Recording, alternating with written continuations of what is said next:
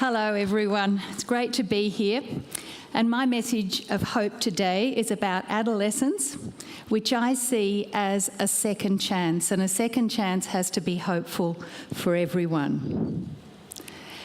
Now, 1.8 billion is a big number, 9 noughts. It's the number of Facebook posts that went up on Mother's Day. It's actually the width in light years of the biggest space in our universe, called a supervoid. But there are also 1.8 billion young people aged 10 to 24 in our world today. It is the largest group of any age group, and that means they cannot be ignored. And Australia has 4 million of those, a little bit under 20%, and some places in our world have 50% of young people who are 10 to 24, Timor-Leste, for instance. Now, how on earth did we get to have so many young people? And the answer lies in early childhood. What we've done is made a better world, a safer world, a world with more food, a world with more shelter, maternal education, making childbirth safer, getting rid of killer diseases, and in fact also helping young people survive childhood who previously would have died. But when they get to adolescence, the scene sort of changes. And the investments that we have made in early childhood seem to be lost a little, because the health gains in young children don't actually seem to be as good in adolescence. And the drivers of loss of well-being, and well-being I use in the broadest sense, the drivers of well-being tend to be things around mental health, risk-taking, injury, both unintentional and intentional, self-harm, and reproductive health. And it would surprise perhaps you to know that globally, the leading causes of death in 15 to 19-year-olds, and this is not all going to be negative, this talk, but we do need to understand the world we live in. For females, it's suicide and childbirth, and for young men, it is injury. So we really need to start talking about protecting our young people. And we need to have that conversation in Australia. Australia is a great place to live, but it's sometimes not a great place for everyone in Australia. We do have inequities. And whenever you see inequity, then loss of well-being, loss of hope is often part of it. Look at Indigenous youth, 6 times as likely to have teenage pregnancies, 15 times as likely to be incarcerated or under supervision. And rural and remote youth, the further you get away from the edges of Australia, the more the determinants of well-being fade. Less well-educated, less access to health services. But having sounded slightly dismal, I want to come back with some hope, because adolescence reflects a time when there is a second chance. It is an opportunity for change. And the reason that it's a time for opportunity and for change is for 2 reasons.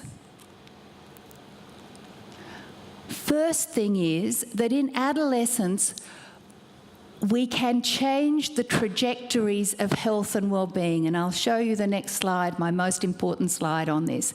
We can change the life direction. And the second thing is that adolescence is a fantastic time of growth. Growth in the body, the brain, the mind, and tremendous change in the social environment from which they live.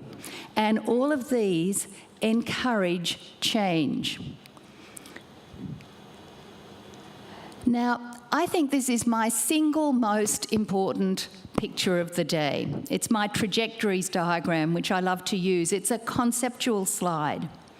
And I want you to look at those 4 trajectories as young people move through adolescence. From the age of 10 to 19 is adolescence. some of them actually have improved trajectories when they get rid of toxic environments, manage to stay in education, find a mentor who will direct them in the right way. But I'm concerned about that amber and red trajectories, particularly the red one where it's a downward slide, and we know those young people often have multiple impediments to them actually changing and improving their life and finding hope. So those are the ones we need to understand, research on, and there really is not enough research on adolescence. And the other group we need to be aware of is that a number of adolescents, a significant group, get a bit wobbly in their adolescence. Things go wrong. They're not quite the good little one they were before. And we need to understand what makes some adolescents transiently come off the rails. And we need to understand how we might be able to stop them going down before they come up again. Now, listed below are so many things that influence trajectories. There's brain, sleep, mental health, family function, peers, education, risk behaviours, sexual health and sexuality, chronic illness and where you live. I can't talk about all of those. I'm going to talk about two things. One thing we can't alter, but often gets blamed for causing a lot of problems in adolescence. And I want to talk a bit about the brain. Now, I don't think anyone in this audience would probably want to go through puberty again. Is there anyone there? Because I can actually make it happen, you know. And we're actually currently undertaking a world-first study to answer the question, which has never been answered: what impact do puberty hormones have on health, well-being and behaviour? People tell me they do all sorts of things, but when you look at the literature, we do not know what they do.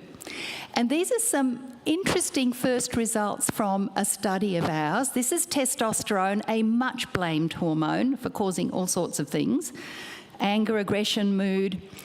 And what I want you to notice that none of these young people, and this is 3 monthly urine tests over 3 years, this is my study, lots of urine, you will see that the change from childhood to adult levels is anything but smooth. And some young people have more turbulent times than others as they go through puberty. And our hypothesis is that puberty, for some, is indeed a dangerous ride. If they have unstable hormones or hormones that change too fast, they're the ones who often perhaps get into trouble with mood disturbance, anxiety, behavioural risk. But I can't give you that answer till the end of 2016.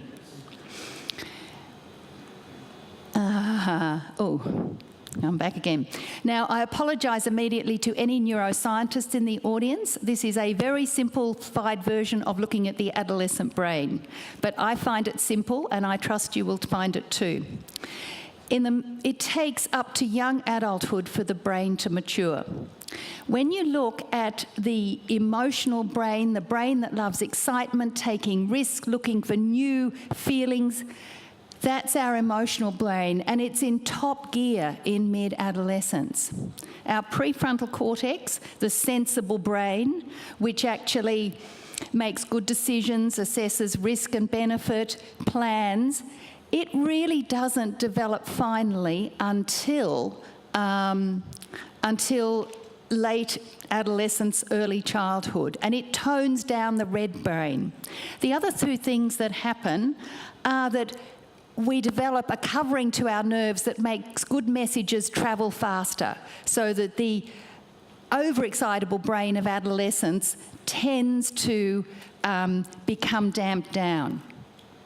And also the synapses or nerve connections, which are multiple in childhood, tend to be reduced, so that instead of the brain going in 3 or 4 directions at once, and do you remember that in adolescence? I don't quite know where it was going. Our connections become optimised. And we can alter brain development. Chronic childhood stress impacts on emotionality and impulsivity. Early alcohol and other substances is likely to program the brain for lifelong dependence. And traumatic brain injury in young people as a result of risk-taking behaviours can also impair brain function, particularly the blue or executive brain. So we need to protect young people's brains because sometimes they don't protect them very well themselves.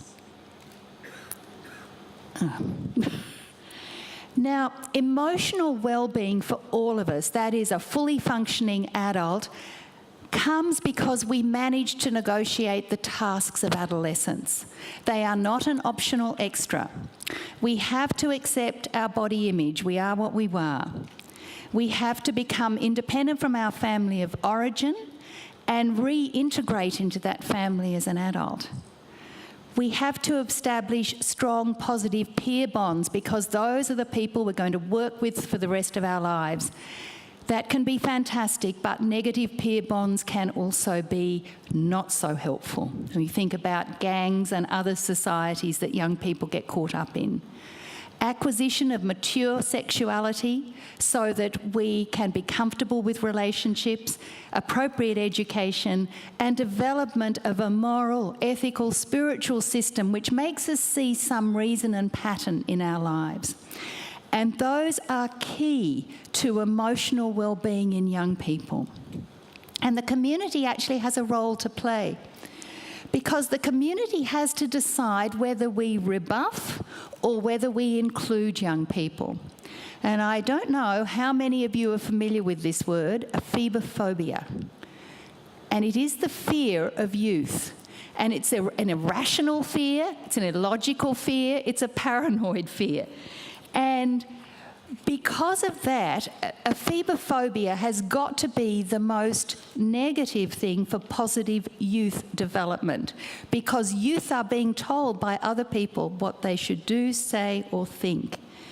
And it is really weird, isn't it? Because as a society, we chase eternal youth, and yet we're rebuffing those people who actually have the genuine product. Now, youth has much to offer, and I put up a few names here which you might not be able to easily see. Alexander the Great, who was taught by Aristotle, so he had really good education, he was a king by 20. Joan of Arc, at 16, convinced the French king that he should kick the English out. I always feel sorry for Joan because she was burnt at the stake at 19. But she was burnt at the stake for heresy, which was cross-dressing, because she wore leather trousers into battle so she wouldn't get raped. Make sense of that. There are many other well-known teens who achieve. Kendall Ceasmeyer, who was waiting for a liver transplant, actually founded a charity because she felt sorry for the children in Africa who were HIV orphans. And if you look at the website for the Australian Young Achievers, you will see some fantastic things that young people do. So, how do we promote resilience in our young people? Many speakers have actually touched on that already. Resilience helps us to cope with adversity that must come at some time, and it helps us to become a better and stronger person. And we need to be promoting resilience in our young people by strong parenting, one person who puts you first, and that doesn't necessarily have to be your parents. A community, multiple networks and support, so there are people to fall back on. Access to education, employment, and extra support for young people who are at the margins. The homeless, remote adolescents, people who are different because of their sexuality, people who are refugees. They actually need our extra support in order to become resilient adults. So, what is the way forward? As a scientist, I have always thought that if my research had no translational value, no useful value, it wasn't much good doing it. And so as a speaker, I feel compelled to tell you that I think that you can take something away from what I've said. I'm not going to preach at you, but I'm going to give you a number of suggestions which might in fact assist in how we support hope, resilience and positivity in our youth. And the first thing, sorry, just need to get that slide back. I want you to think how you can be a piece of the scaffolding that young people need. A support. Young people is everybody's business. And we come across young people, we are either a young person or we come across young people every day of our lives. And being a scaffold doesn't really involve much more than some human kindness and common sense. You all, those of you who are parents, do it all the time. Anticipatory guidance is what it's called. When brains are going wild, young people have to be perhaps reminded how they might cope with a situation if it arose. I do that all the time. I see a lot of young people with very complex and chronic illness. And I often say to them, what would you do if you were away from home or got sick? What would you do if you realised you didn't have your medication with you? It's this anticipatory guidance that we can do over and over again, and its value is enormous. We can all act as mentors in our own special way. Sometimes we don't actually know that we're acting as mentors until years later somebody says, you know, I only did this because you said ... and you're always wondering what you said that made them change. I would also like you all to learn how to spell aphibophobia, to say it with confidence because you are going out there to fight aphibophobia. There is prejudice against young people and they will voice their opinions, but you might not see them because they're going to be in their friendship group, in their peer group, and it's only later that they might say something very formal about the way they feel. But we actually ignore young people and their energy, their optimism, their altruism, and their amazing capacity to do things in a group of their peers. Their strength is enormous, and that is where I see so much of hope is present. And if you look at how much some of the very well-known youth suicide websites, they use young people as peer mentors. And the last thing I'm going to say is please do not say young people are our future. Young people are, in fact, our present. And it is really important that we actually acknowledge that they have something to say and something to offer. And so I'm going to finish there. I would like you to say together, just as I finish, aphibophobia, because you are really going to fight that. We say it? Aphibophobia. Thank you.